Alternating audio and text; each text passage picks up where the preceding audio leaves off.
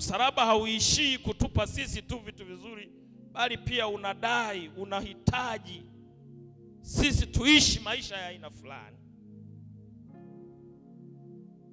Bwana Yesu asifiwe sana. Kazi ya msalaba si kwa Kristo pekee, bali pia ina wito kwa kila muamini kuishi maisha ya kujitoa, maisha ya aina fulani. Na ndio maana Yesu alipokuwa hapa duniani alitanguliza hiyo kazi ya msalaba inayodai, akasema katika Luka 9:23. Luka 9:23 nasema, akawaambia wote, mtu yeyote akitaka kunifuata ajikane mwenyewe, ajitwike msalaba wake kila siku na anifuate. Hii ndio sura ya pili ya msalaba. Mtu yeyote akitaka kunifuata na ajikane mwenyewe, ajitwike msalaba wake kila siku anifuate. Huu ndio wito ambao uko kwetu. Na nimekuambia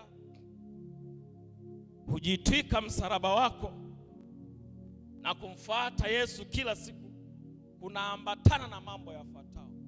Kwanza, namba moja ni kujikana nafsi. Kujikana nafsi maana yake mipango ya mwaka huu ni kujenga nyumba, ni kununua gari, si ndio?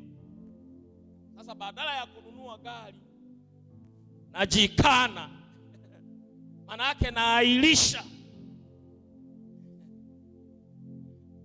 Huo ndio msalaba huu. Na watu wengi hawajui, na ni siri kubwa, ndio siri pekee ya kupata mafanikio kutoka kwa Mungu. Hiyo ndio siri. Mtu asikudanganye. Mtu anayekwepa kwepa hivi huwezi kumwona Mungu katika maisha.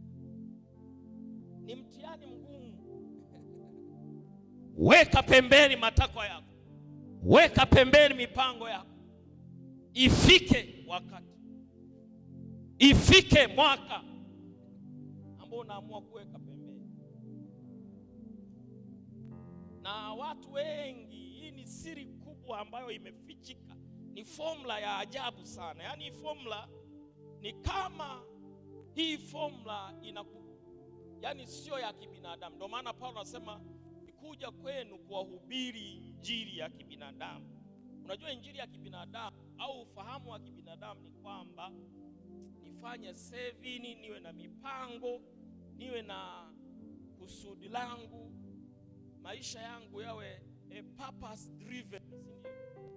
Mwaka huu nimepanga ninunue gari. Kwa hiyo potelea mbali sijui mipango ya kanisa, isinitoe, isinifanye. Yaani upo umeng'ang'ania utafambo sana. Mungu atafikiria kati. Kuna wakati wa kuahirisha mambo.